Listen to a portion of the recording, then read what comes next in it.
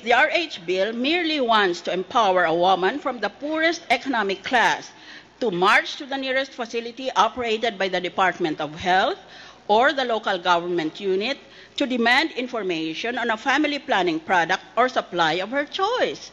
All the bill says is, kung hindi mo intindi kung paano mo ilimita ang iyong mga anak dahil sa mahirap lang kayo at nagkakasakit na kayong lahat, wala man lang kayong makain, dadagdagan mo pa, ay di pumunta ka lang sa pinakamalapit na ospital publiko at magtanong ka doon. Yun lang sabi ng ating panukalang batas. Kailangan, bigyan mo ng impormasyon yung taong nanghihingi. Sasagot ka lang naman sa tanong niya eh. Ano naman ang masama doon?